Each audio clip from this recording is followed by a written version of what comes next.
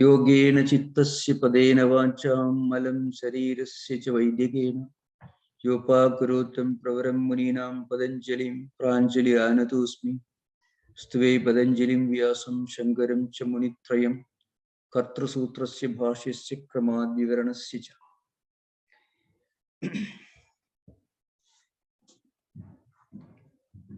Some of these sutras are highly philosophical, and unlike the previous sutras, that we discussed till now, these sutras refer to some of the prominent schools of Indian philosophy, especially the Buddhist school. So I think I discussed the 13th sutra of Kaivalyapada. So today we discuss this 14th, Parinamayigatva Vastu Tattvam and Vastu Samya Chitta Veda Tayohu Vibhakta Pantha. Two sutras are very, very important. And also the next one, of course, Nachaiga Chitta Tantram Vastu Tada Pramanagam Tada Kim Sya. So these sutras are interpreted by commentators as a reference to some of the philosophical schools which are prevalent during Patanjali's time. So, in fact, some of these sutras have given rise to the popular view among scholars that Patanjali lived after Buddha. But we have to remember the interpretation comes mostly from Vyasa. So, connecting these sutras with Vijnanavada is essentially a contribution of Vyasa, and of course the succeeding lineage of commentators. So the first sutra is Parinamayigatva Vastu Tattvam. What it means is this. I mentioned this earlier. Ekatvam means Parinamayikatvam. Three guna, sattva guna, rajo guna, and tamo guna, when they evolve together, that the result is object. In other words, the compact unity and oneness of all objects are due to the simultaneous evolution from Prakriti. And Prakriti, we should remember, Prakriti Pradhana. It consists of Sattva Guna, Rajo Guna, and Tamo Guna. So when these three gunas evolve together, the result is this objective world. Now, it is in this context that Patanjali, or maybe Vyasa to be more precise, refers to some of the existing schools of thought in Buddhism. Vastu Samya Chitta Veda Tayoho Vibhakta Pantha. This sutra cannot be understood unless we understand, we get a full picture of Vijnanavada. So Vijnanavada essentially implies that objective world doesn't have an existence independent of a perceiving mind. In other words, when you perceive an object, then only that object as an ontological reality. See, this is the Vijnanavada view. I shall try to explain this in the light of some of the fundamental texts in Vijnanavada. To begin with, a brief introduction to the evolution of Buddhist thought. So those of you who are listening to this for the first time, when I refer to Buddhism, you may get the wrong impression that Patanjali is talking about Buddha or Buddha's teachings. Absolutely wrong. Remember, Vijnanavada it's also called subjective idealism, coming from scholars like Dharmakirti and others. This Vijnanavada is a school of philosophy that developed maybe around 400 years after Buddha's passing away. Buddha originally did not give rise to any of these philosophical systems. Buddha's teachings were basically kind of applied humanistic interpretation of Upanishadic philosophy. So whatever he taught were recorded in Pali canonical literature, which are known as Tripitaka, Sutta Pitaka, Vinaya Pitaka, Abhidhamma Pitaka, which all together deal with the Buddhist disciplines to be practiced, to be followed by Buddhist monks, some of the fundamental philosophical doctrines. Sutta Pitaka contains this Dhammapada, which is a highly philosophical works, not very large work, small work, and Abhidhamma Pitaka. So Sutta Pitaka, Vinaya Pitaka, Abhidhamma Pitaka, which all deal with different aspects of Buddhist monastic order, disciplines, and also highly humanistic, ethical teachings of Buddha. Almost 300 years, 350 years after Buddha's passing away, which must have taken place, according to some scholars, at 480 BC, different schools of Buddhism evolved. It's called the four schools of later Buddhism. They are known as Sautrantika and Vaibhashika, which are realistic schools, implying that they accepted the reality of external objects independent of the perceiving mind. That's the implication of realism in Buddhist tradition, more or less of course, it is different from phenomenalism as understood in Western philosophy. But anyway, those two schools of realism linked to Hinayana Buddhism is called Sautrantika and Vaibhashika schools of philosophy. They accepted the reality of an objective world independent of a perceiving mind.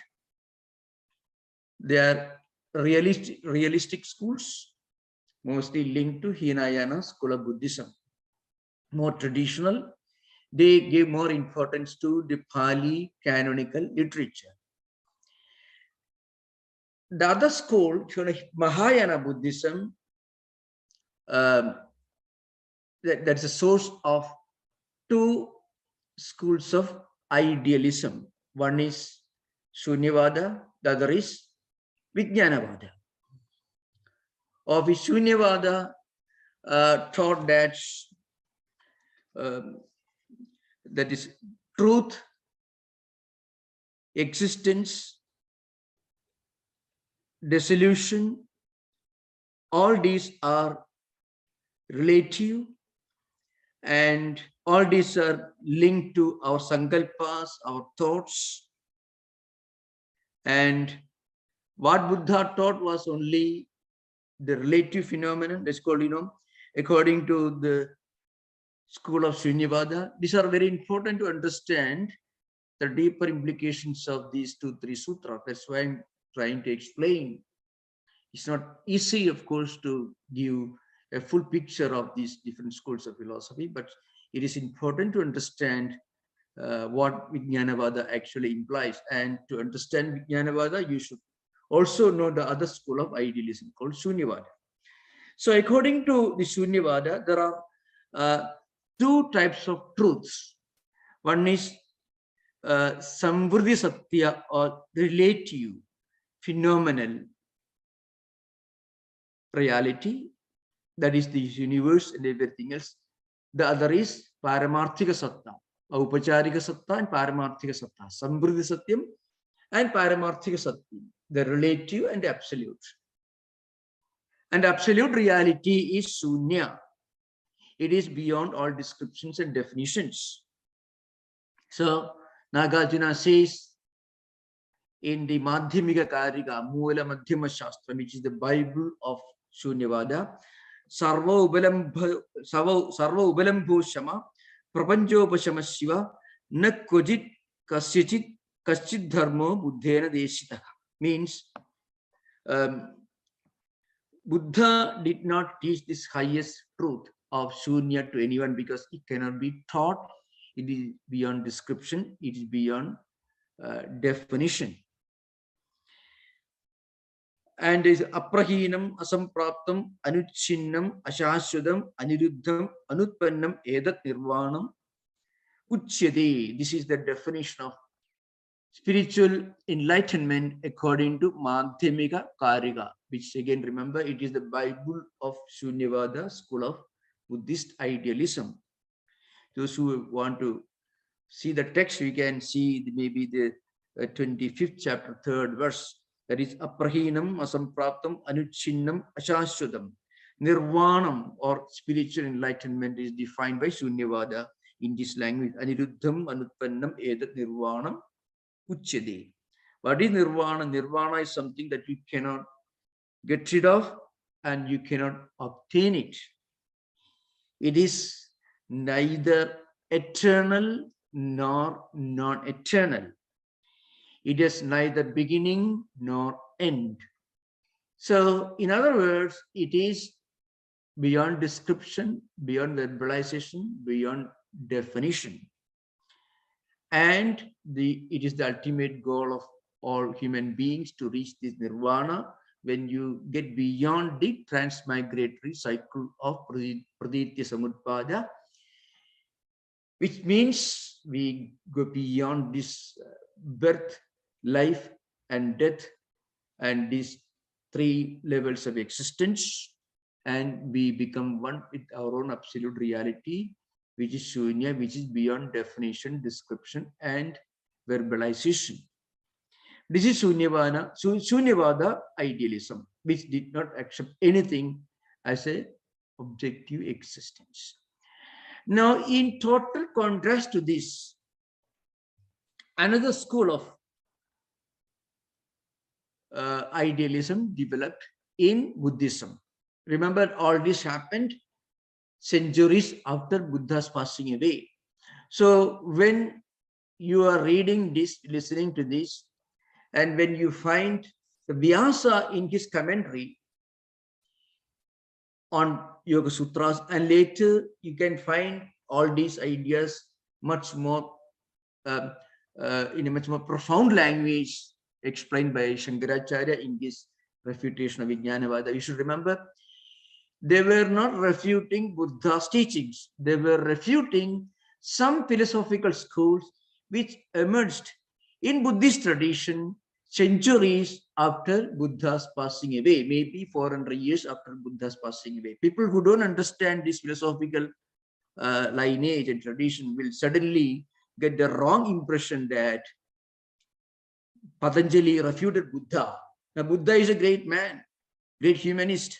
So people who don't understand this tradition, people who don't keep in mind that Vijnanavada or Buddhist school of subjective idealism is actually much more profound than George Berkeley's subjective idealism, his 18th century philosophical school, which actually is very superficial, because Buddhist subjective idealism is very, very profound.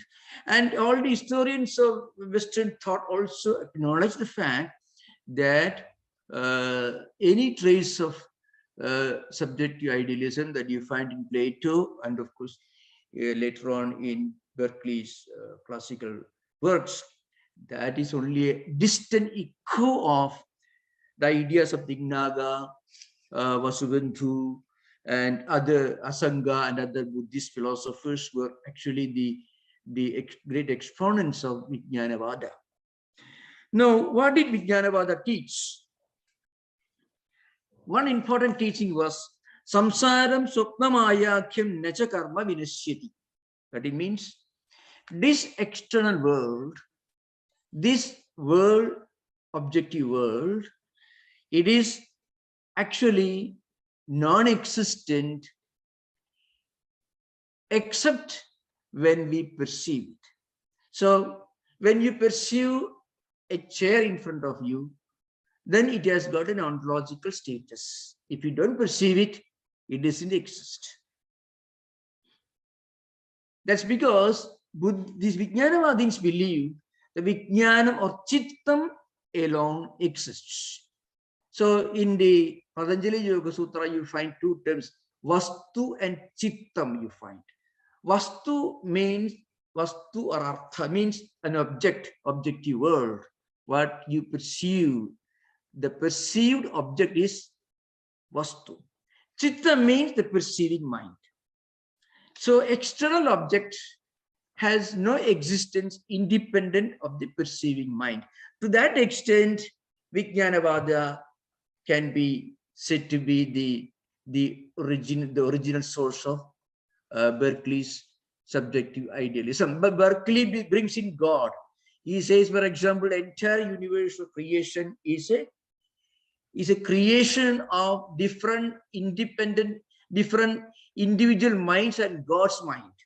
Now, the Vijnanavada scholars, thinkers like Dignaga, Vasubandhu and others, they don't bring God idea at all.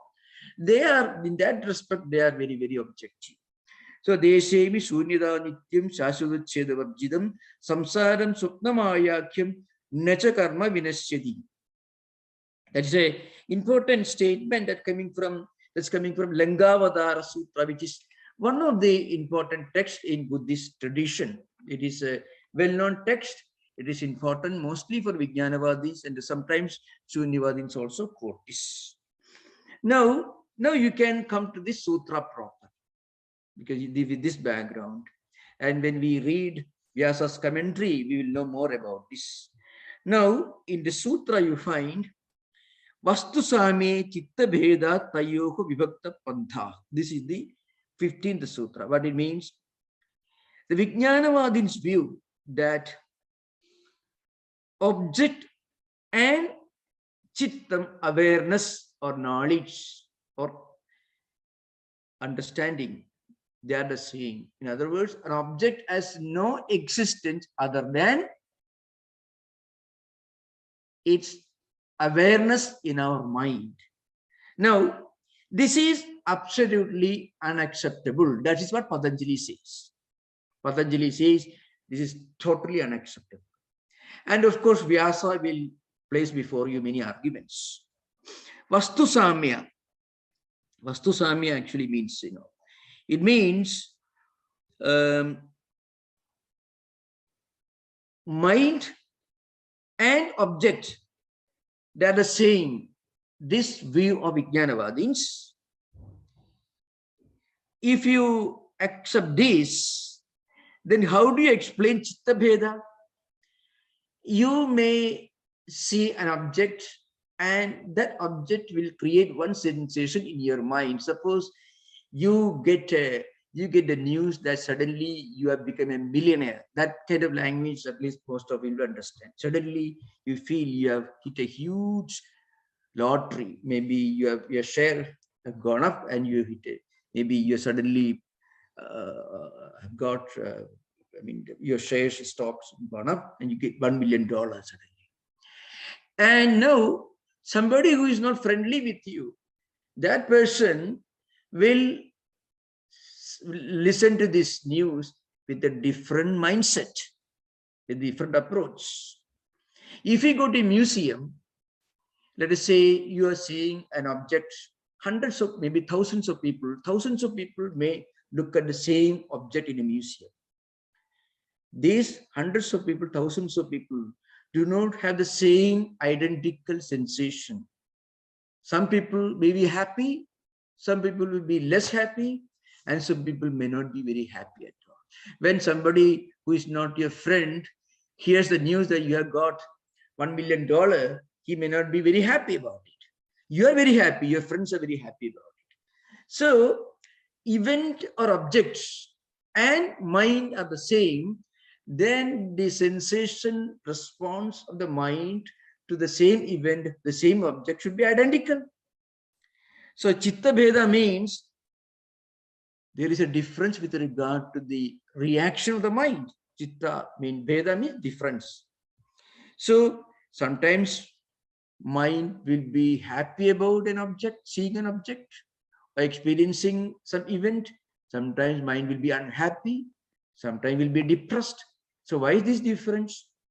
If object and mind are the same, then 1,000 people having an experience will have the same identical experience.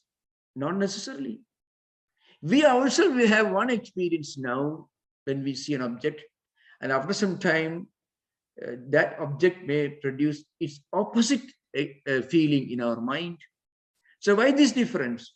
Chitta Veda, there is a difference in terms of our reaction, our sensation in our chittam or mind. In other words, one object, but many mental perceptions, many mental sensitivities. Therefore, they may not be the same. Object doesn't change. If in your, maybe you pursue a chair, maybe you are looking at a great painting, and you are a great painter yourself, or you may be seeing a great architectural marvel. If you are yourself an architect, you may appreciate the architectural marvel in one way. If you see Taj Mahal, if you see pyramid, if you are a historian, if you are yourself an architect, you may feel extremely elevated. But somebody who is not trained in architecture may not be able to have the same appreciation of this wonderful pyramid as you, because you are trained in appreciating the beauty of architecture. Your friend may not be trained. So, but the pyramid is the same. Pyramid object is the same. But at the same time, two minds, two persons look at the same object differently. Vastu Samya means identity, sameness, the same object, but Chitta Veda, but mind perceives in two different ways, or maybe so many different ways. And our own reaction, sensibility can change, can become happy, unhappy, and so on. Oh, now we are happy, another time we may be unhappy with regard to the same object. Therefore, Patanjali says, mind and object are two different things. In other words, he says that objective world has an ontological status, ontological existence, independent of perceiving minds. That means it's a complete refutation of Buddhist Vijnanavada, and of course, because Buddhist Vijnanavada, the literature is very huge and very, very deep, so it goes much deeper than Berkeley's Vijnanavada. So this is the way. Now, if you look at the commentary, it's very, very important commentary. It's a very famous commentary.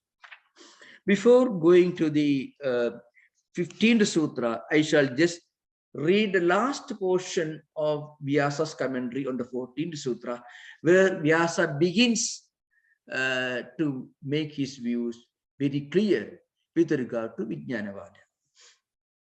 So the commentary is just the last paragraph of Vyasa's commentary.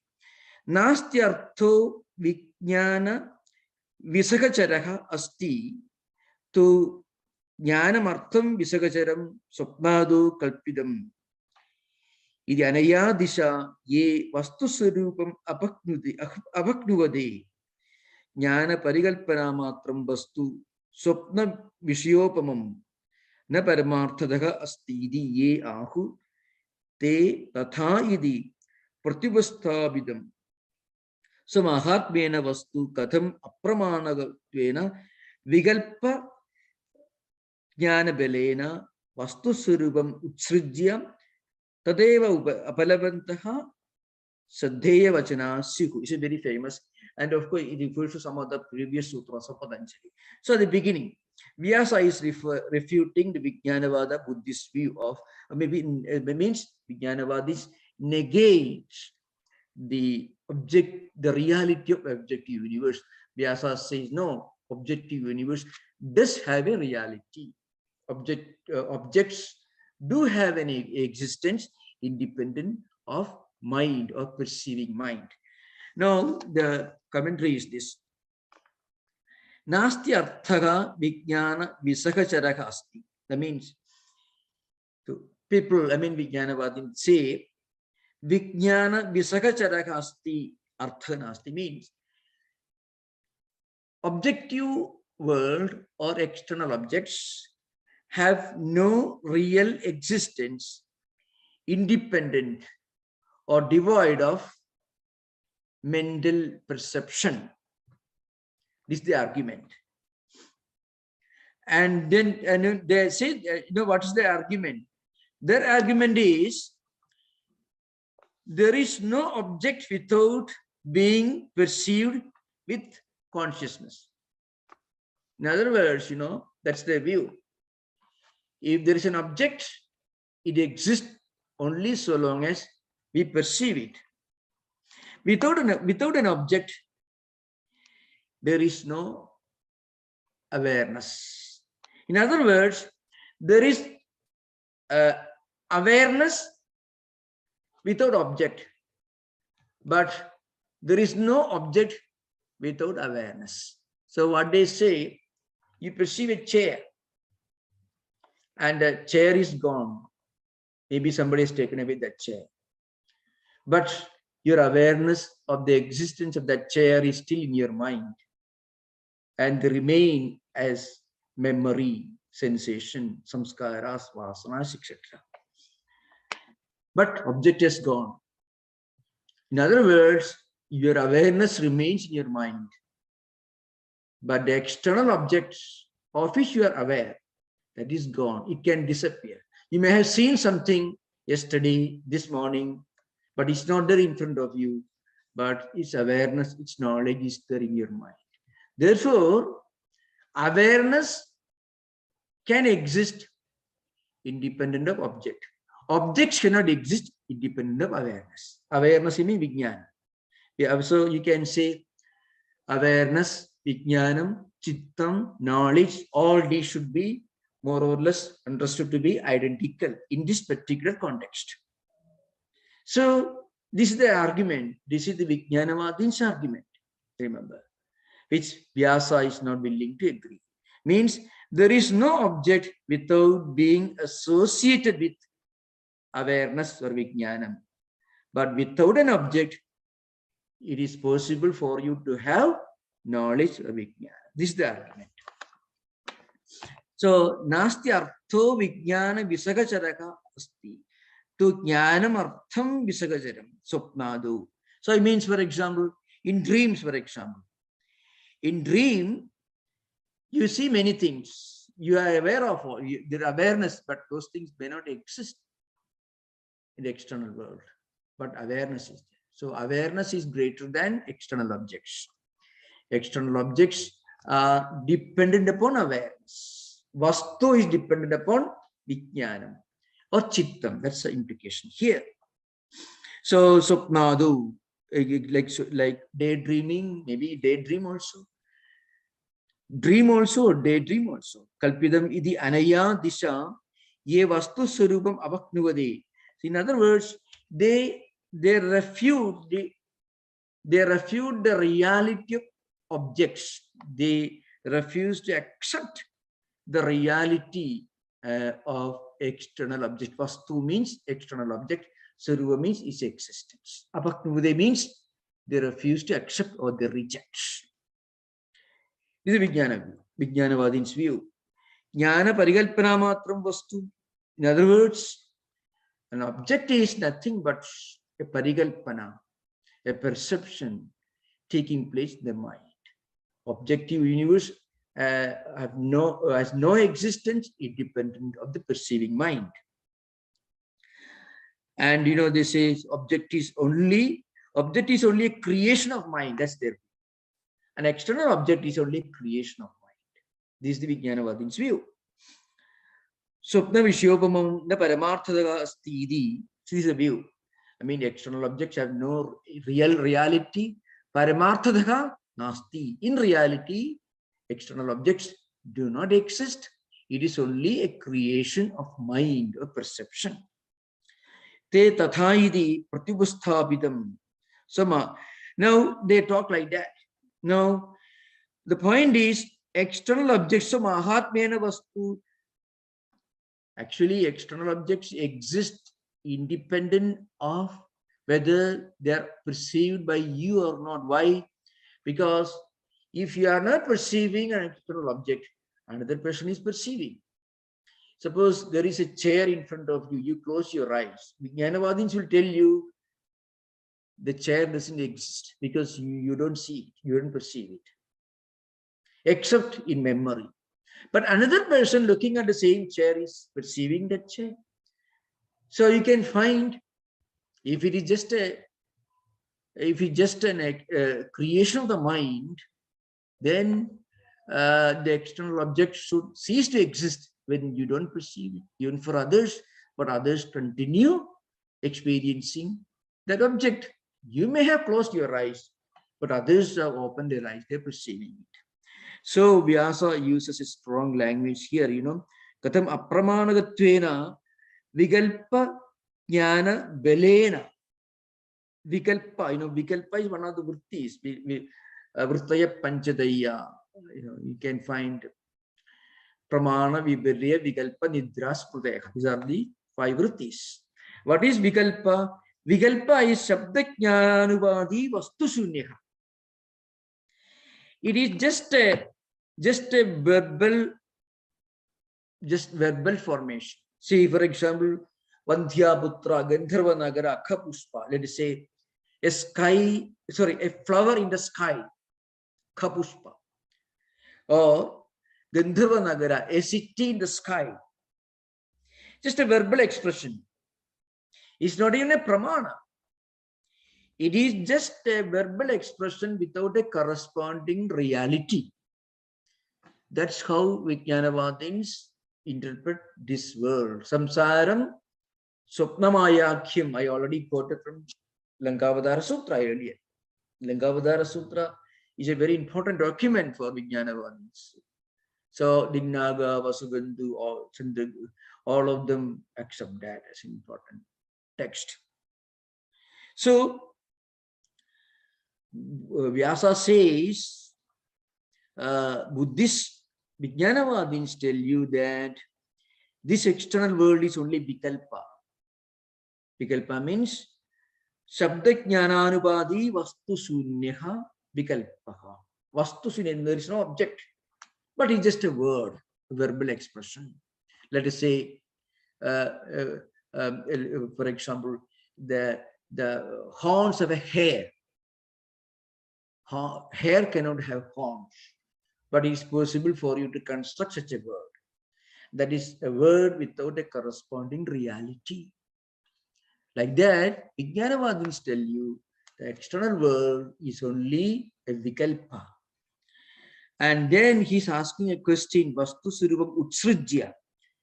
They reject the reality of external objects. Tadeva Balabanta Saddheya Vajanasyahu. So how can you consider their words to be authentic, to be taken seriously? This is the conclusion of Vyasa's commentary on, I think it's a 14th sutra. So again, samsaram swapnamaya kim nacha karma vinashyati. Karma doesn't cease to exist. But samsara, external world, it has no existence other than when you are aware of it, other than the form of awareness in your mind. This is the 14th sutra. After that, we will come to, I think, the 15th sutra. Before that, of course, we have to,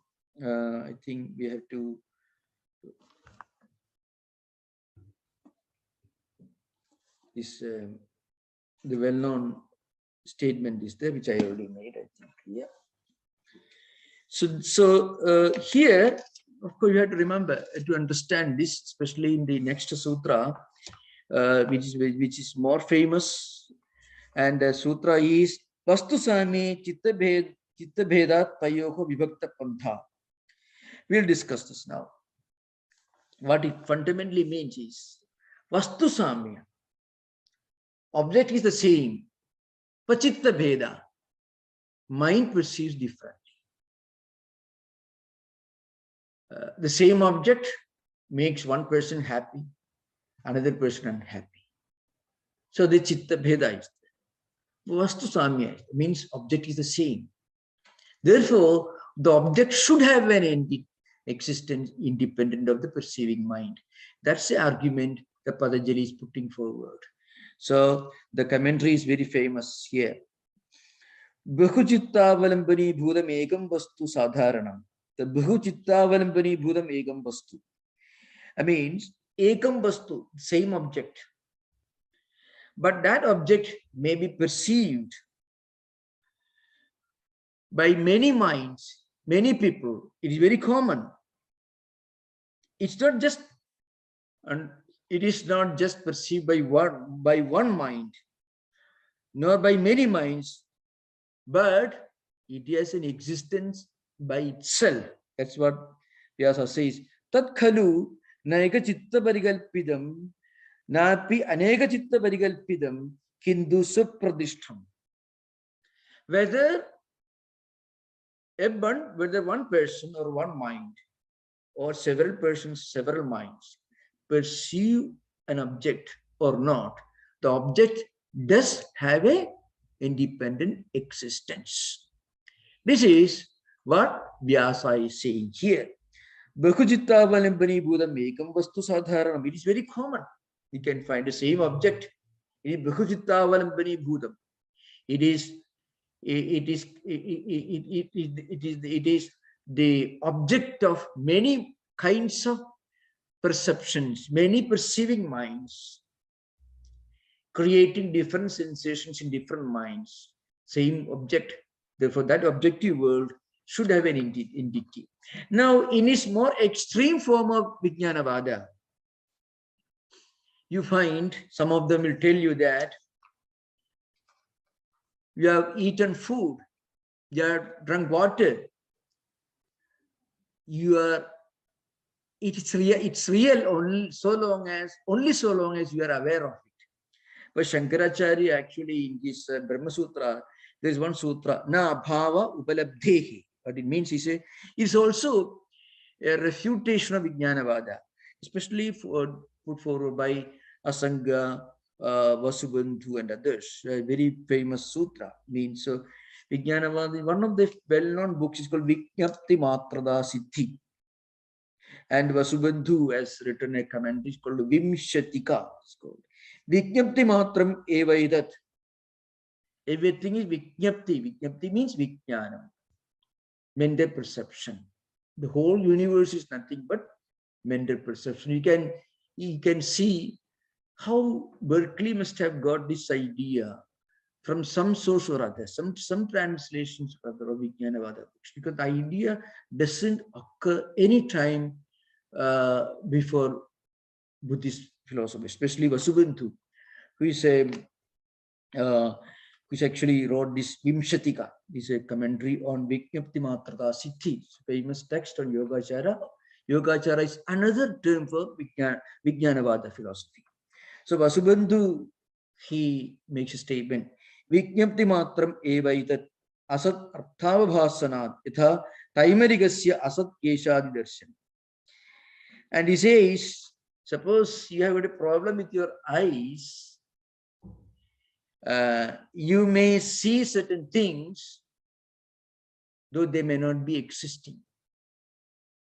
So, like that, now, suppose a person has a problem with his eyes and he is looking at an object. He may see that object in totally different from how it is perceived by others.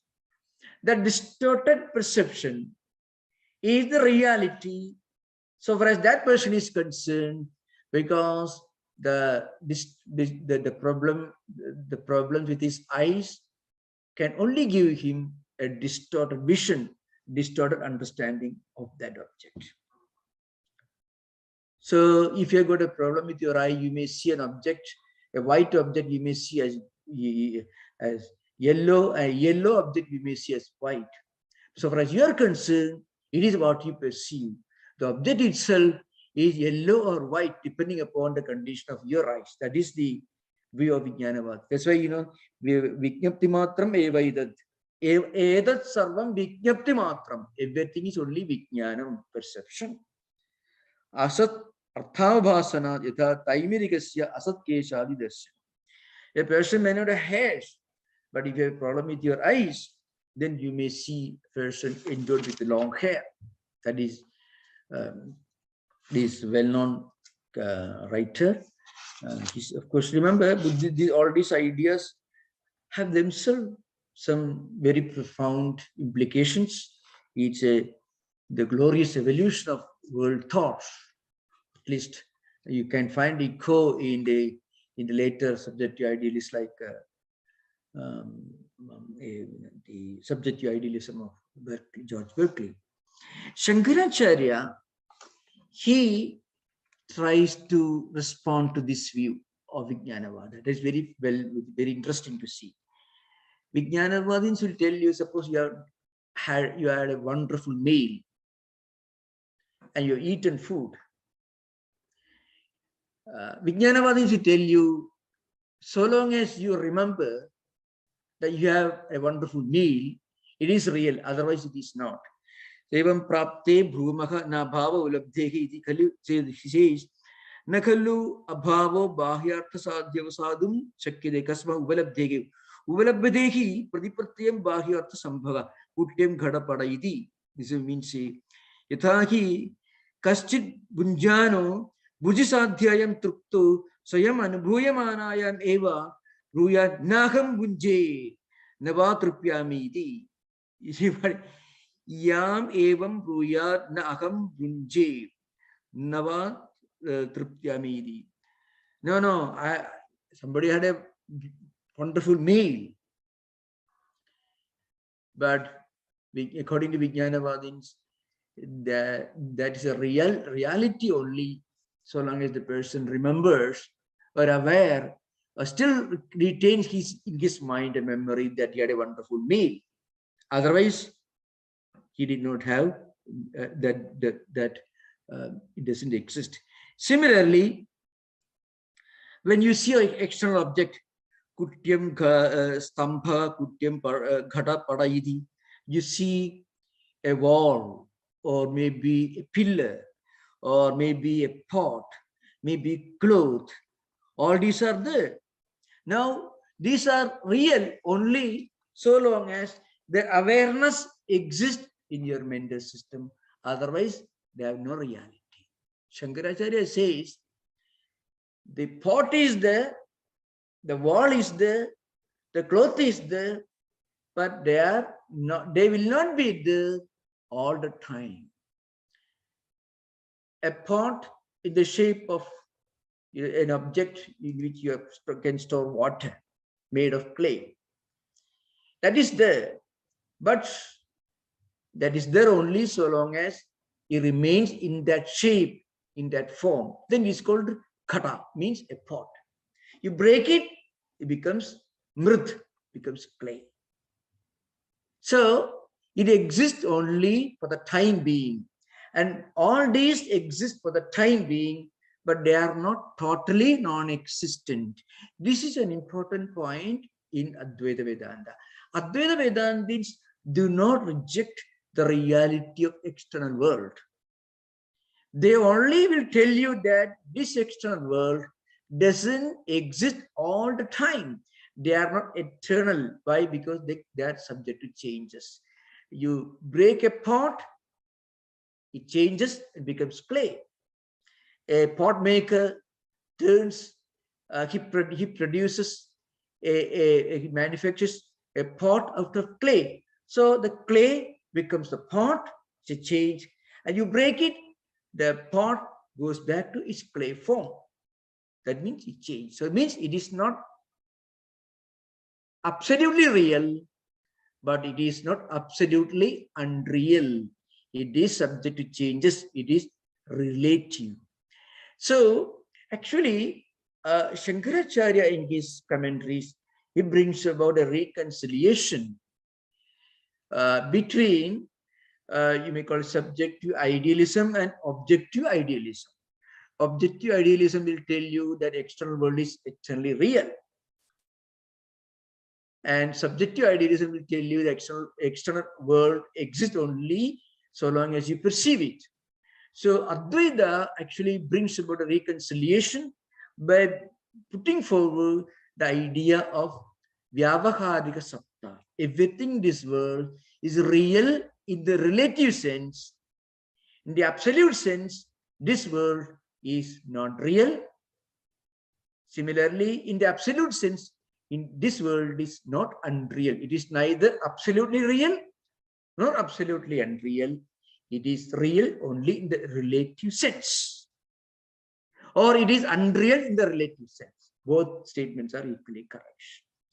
So, having said that, let us go back to Vyasa's commentary on Patanjali Yoga Sutras. Okay, now again, Vyasa makes some very profound statement. Tat khalu naika chitta parikalpidam napi aneka chitta parikalpidam kindu supradishtham. He says, an object sitting in front of you has got an existence by virtue of its own existence. Whether one person perceives it or many persons perceive it, irrespective of whether it is perceived or not, external objects do have a reality, whether they are perceived or not. That is Vyasa's assertion here.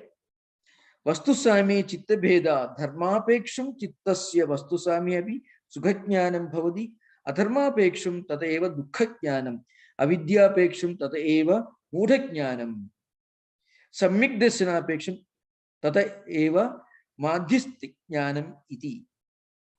That means, if objects and chitta, if objects and mind were the same, if objects exist only depending upon perception of the mind, then why is it that perceptions of mind can vary from person to person? Perception of the same object can be different for different persons. So he says, for example, you know, dharmapeksham chittasya vastu samya abhi sukhajnanam. Suppose your mind, you are in a good mood, good samskaras. Depending upon that, when you see an object, it makes you happy.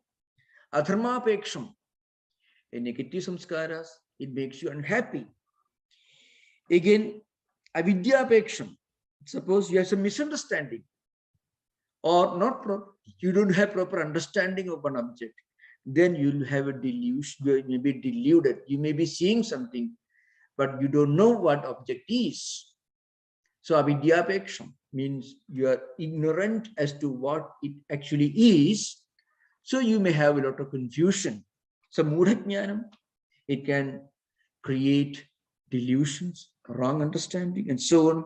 Samyak dasanapeksham, suppose you have proper understanding, then you know what happens. Tadaiva madhyastikjnanam, then you have a very unprejudiced, proper, objective, correct understanding. When we have correct understanding, we can have a very objective, clear perception or judgment of anything. But if you are not aware of what it is, your perception may be highly cluttered or may be highly deluded. Again, your perception of an object and the reaction of your mind can always depend upon how your mind is, in what condition your mind is right now. If you are in a happy mood, you can feel happy when you see an object. If you're in an unhappy mood, you will be unhappy. So dharmapeksham, adharmapeksham, samyak dasanapeksham. So all these different conditionalities are mentioned by Vyasa. If your mind is in a good samskara, in a good mood, you will have sukhajnanam. If it is in an unhappy mood, you may have dukkha-jnana, means unpleasant perception. If it is in a state of equilibrium, if your mind is in a state of stability, then you may have a very, very objective, proper understanding. Neither leaning in one direction, either it's very good or be very bad. You will have a very proper, unprejudiced, a proper, dispassionate understanding of an object. So all these variations with regard to perception show that objective world does have an existence independent of perceiving minds. An object exists whether it is perceived by one person or many persons. So this is how Vyasa is trying in his commentary to answer, to confront the problem of the unreality of objective world propounded by Vijnanavadis. Now you can have interaction. I know it's a bit complicated, but we should also learn to enjoy the evolution of world thought over the last several centuries. All these constitute the precious wealth of human civilization, intellectual civilization especially. Thank you. We can have interaction. Most welcome. Questions?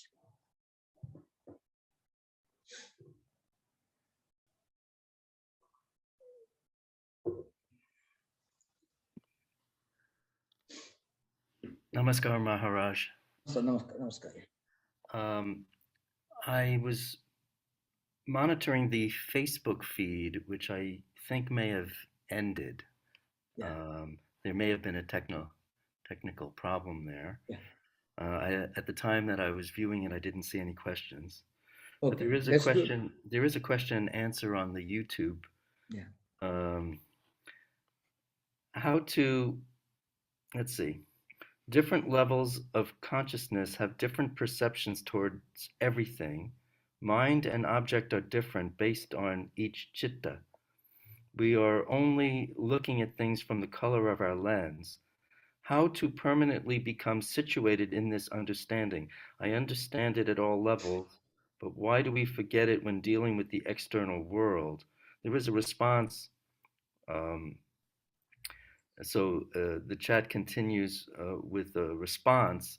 I think the whole point is that each of our chitta is different based on many past lives, and that influence each of our perceptions of the object. And this might be the foundation for future sutras. So the students are having a dialogue here. Interesting, anyway, interesting. So there are two aspects with about today's session. One is,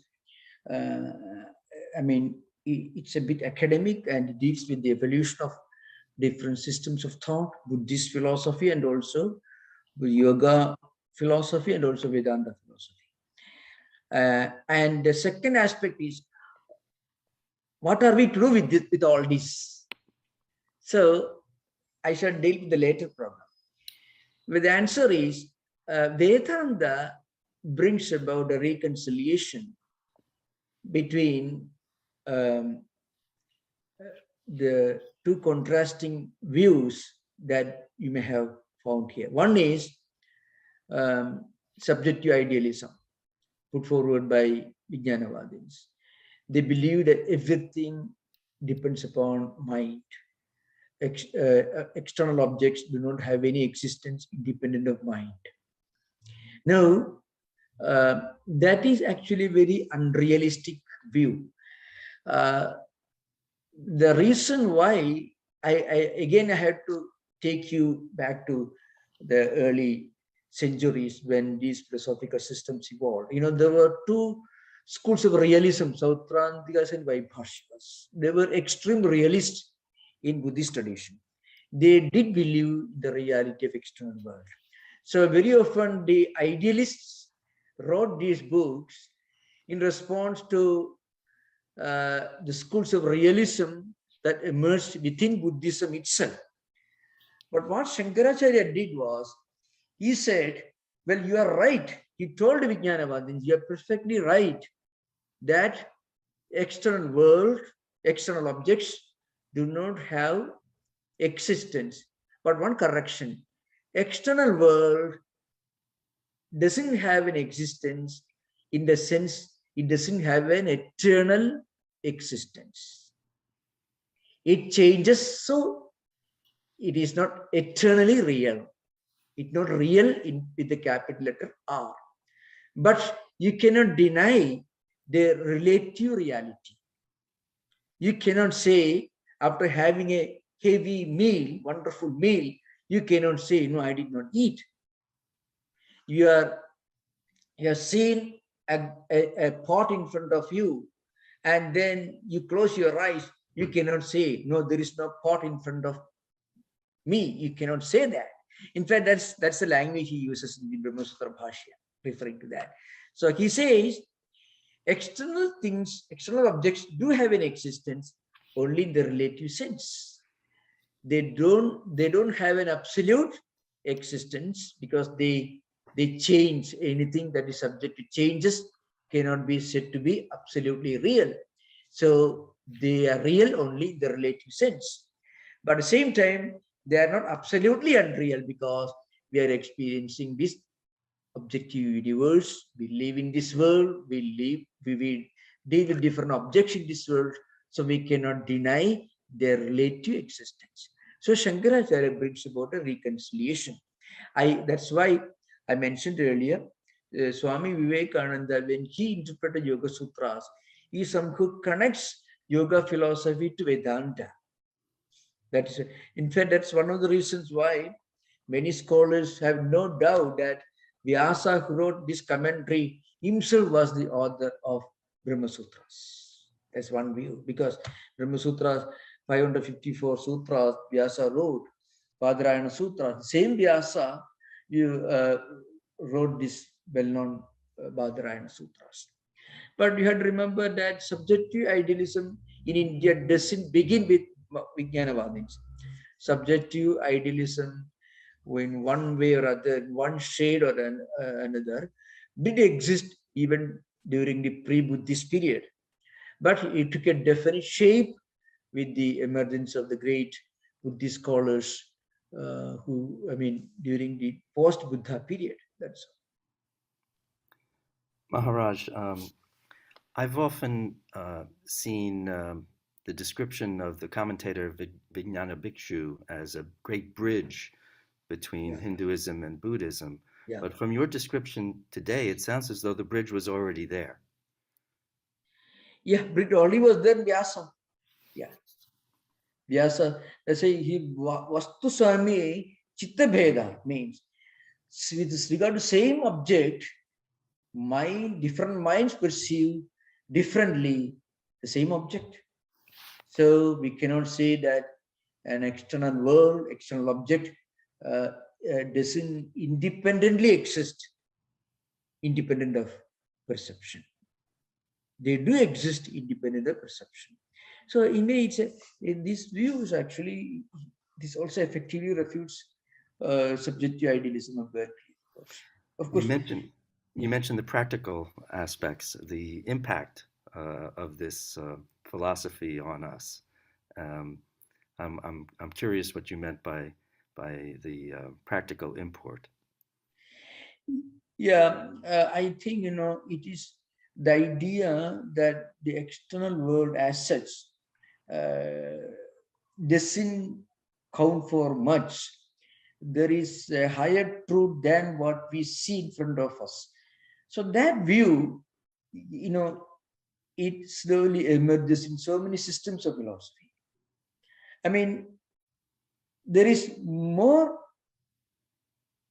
to the reality than what we perceive with our mind and the five senses of perception. So any system of philosophy that takes you beyond phenomenalism, extreme kind of realism, it is always welcome. So in that respect, Buddhist Vijnanavada has got a great relevance. Any system of philosophy that takes you beyond empiricism and phenomenalism, kind of extreme realism, which actually reduces human beings to eating and living animals, that's a problem. Really speaking, if you just believe that only what we see in front of us alone exists, then there may not be much meaning or logic for higher music, higher art, literature, poetry, or spirituality. So there is something much more than what we see in front of us. So in that respect, the total rejection of external world that you find in the Jnanavada, it takes you, it takes you, catches you by the throat and takes you out of the stranglehold of phenomenalist realism. I'm going to take a risk and just add that it seems less mature and perhaps even arrogant to think that it only exists if I'm aware that I'm perceiving it. Yeah, I mean that puts so much weight on yeah, my own yeah.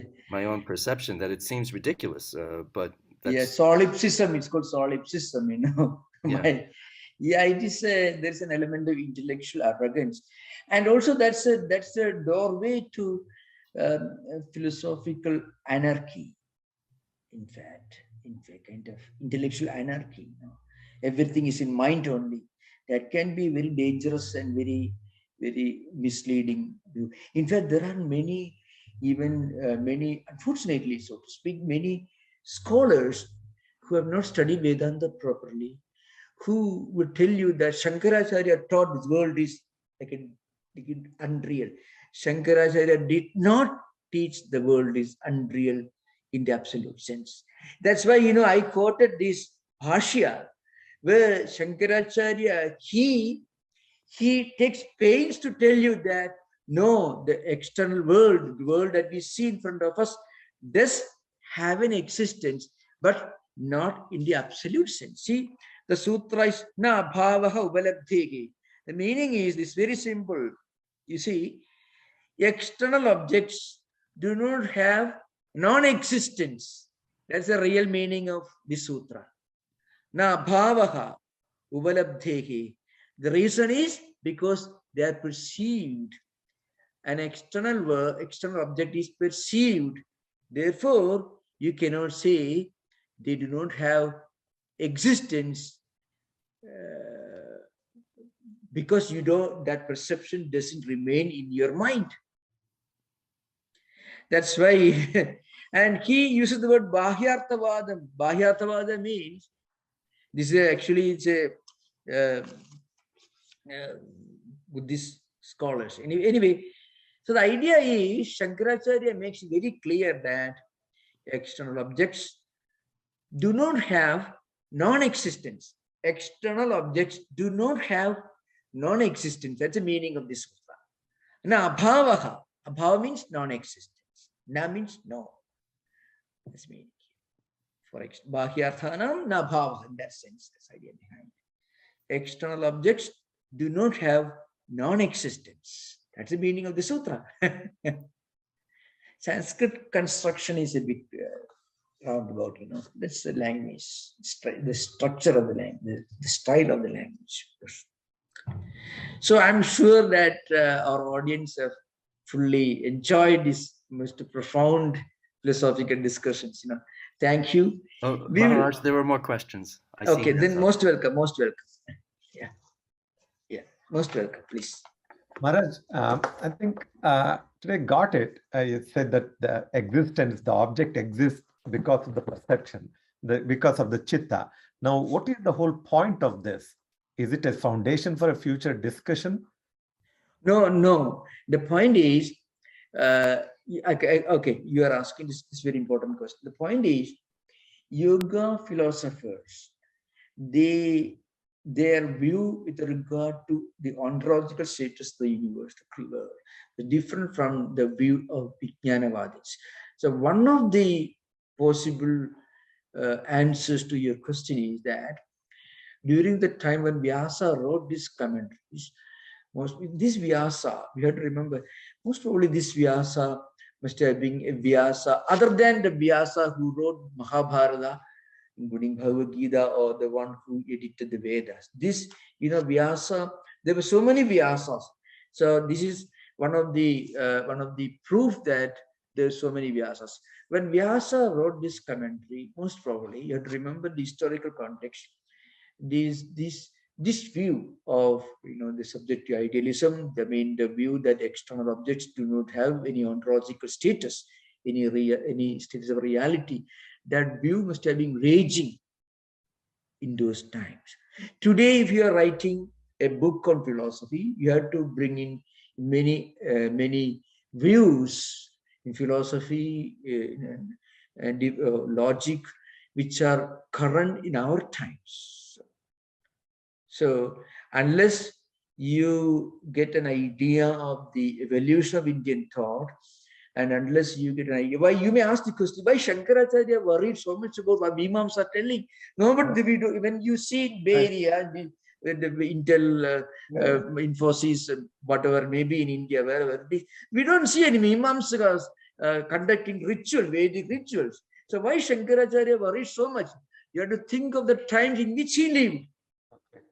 Similarly, when Kant, for example, we talks about, actually Kant was responding to the influence of phenomenalism and again this subjective idealism. Kant didn't agree with this. Kant refuted this critical pure reason. So you may ask the question, why Kant bothered about this? You have to ask Kant, who lived much in an earlier era. Similarly, when Vyasa wrote this comment, you have to remember, perhaps this view must have been raging the most popular subject for discussion those times. That's what I remember, the historical context. Somebody will ask, I know that many people are terribly offended. Why Shankaracharya asked these highly complicated questions and arguments and logic and epistemology and hermeneutics? Why did he make a statement clearly? But you have to think of the times in which he lived and his mission. Sri Ramakrishna lived in 19th century, later half of 19th century. I mean, he taught in the later half of 19th century. Look at Sri Ramakrishna's style, very simple. Sri Ramakrishna doesn't take pains to refute the Mimamsakas or the Charvakas or Shunyavadins, because they were not there anywhere to be seen in Calcutta when Sri Ramakrishna lived. So he talks about the simple believers, different people, this Kesha Chandra Sen, Brahma Samaj, they were the raging people. So Sri Ramakrishna talks of Brahma Samaj, new Brahma Jnanis, Brahma Samaj. And he's talking about people who have different views, religion. So similarly, a great teacher, when he lives and teaches, he has to, in one way, he's a product of his times. Secondly, you can find he is the result of an evolution of a spiritual, intellectual, philosophical culture. Sri Ramakrishna taught the same eternal Vedic truths, but using different vocabulary, different analogies, different similes, because he lived in different contexts, historical context. Christ, again, he lived in entirely different, different time, different age. So the language he used, the similes, the analogies he used were the right ones for those times. Look at Buddha's Jataka tales. You can find that the analogies, the illustrations he used, they belong to an ancient era. So we have to remember the context, historical context. But the truth is the same, historical context is different. Okay, thank you. There is another question. Yeah. Go ahead, Kathleen. Maharaj, I understand it that when a person, there's an echo here, when a person uses as much of their understanding and knowledge to attain or reach Brahman or their Atman, there comes a certain point where their knowledge is no longer useful for getting there. And from what I understand is there are certain sages and saints who have realized Brahman. And I think they say when that happens, the world disappears. There is no Yeah. There is no relative world. Is that correct? Okay. The world, as world disappears, the world exists as non-different from Brahman. This is an important thing. The world disappearing, that should be understood in the correct Vedantic sense. What it means is, I can explain this in the light of the classical analogy illustration, because the ancient illustration is so apt and right on the spot. See the dark room, suppose a semi-dark room, there's some light, not enough light. So an object is lying on the floor. It can be mistaken to be a snake because there's not enough light. The shape, the color, the size, everything makes you feel, well, it could be a snake. It could be, of course, there are different options given in Vedanta literature, Jaladhara, Danda, Bhuchidra, and so on. But Sarpa, people may mistake when that object is a snake, but actually it is a rope. It's a rope, but is mistaken to be a snake because there is not enough light. When you bring light, what happens? The snake doesn't run away from it. The object that you earlier mistook to be a snake is now perceived in the broad light to be what it is. It is a rope. Now, similarly, when you reach that the highest Advaitic experience, the world as you see it, it does disappear. But the world is again perceived to be non-different from Brahman. Brahma Satyam, Jagat Satyam is the highest experience. Brahma Satyam, Jagat Mithya is the philosophical conclusion. When we evolve towards that experience, we want to realize Brahman. And then when we realize Brahman, this world doesn't go away as such. The world as we earlier understood, this world is, because before we realize the truth of Brahman, we think this world is the only reality. This world is the only absolute reality. There is nothing else. That world disappears. This world is again perceived to be non-different from Brahman. The object that you earlier mistook to be a snake is now properly understood to be the rope it is. Similarly, what happens, when a person reaches Brahman, he may be living this world, but in his mind he knows this world as its name and form, it is not eternal. It is coming and going. That feeling will be always there as a deep inner conviction. When does it work? When something happens, when you lose money, when somebody gets some news from doctor, well, health is not good, he's not shocked, or she's not shocked, because he understands, well, this body is bound to fall sick one day or other, because this body is not eternal. Like this world is not eternal. So that proper mature understanding is the only difference between a person who has attained Brahmajnanam and a person who has not attained Brahmajnanam. That's the only difference. Sri Ramakrishna also fell sick, but for him, the sick body was not his reality. Yeah. He didn't worry about the body falls, all right, fine, no problem. He did not cry and weep and worry and complain, no. He also underwent some treatment. He was willing to take some treatment, but he was not weeping and crying. Okay, cancer, that's the nature of the body. And he didn't worry about it. He did not even pray for to Mother, Divine Mother, for remedy, because body is coming and going. So actually, when we are able to look upon our own body as if we are looking a stick that we are holding in our hand. Suppose you're holding a stick in your hand or a chair, somebody hits the chair, you don't feel a pain because that person is not hitting you, he's hitting only chair that is holding in your hand. Similarly, we are able to, when we dissociate ourselves from this body identity, we are able to look upon this body of ours as is, it is not ours.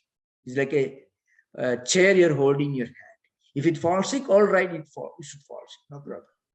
So that's the only difference between a Brahmajnani and an ignorant person. Okay, thank you. Please continue. The example of the snake and the stick, is that because when we're in the relative world, we see the snake and we fear, and it could mean death, and it leads to not understanding the reality, the divine reality. But when a person reaches the state like Arjuna was looking for and Krishna was helping us towards, if you see the snake, if you see a snake, it couldn't possibly be dangerous because there's no success, no failure, no good or bad. But it is an object, but it's Brahman, it's all one. Is that why the snake and the stick are used? The snake and rope analogy is used only in a limited context. So we should not take an example beyond the context. Example is only partially justified. This is a central principle in Vedantic logic. An example should only be taken in its limited context. So here the only sense in which it is to be understood is, so long as we don't pursue the reality for what it is, we will have a lot of misunderstandings. When we really get the higher experience, then our earlier misunderstandings will not bother us. Okay. So that should be an important point. When we reach that experience, then these questions will not arise at all. Okay. That's why example should not be followed beyond its narrow, limited context. Beyond that, example has no meaning.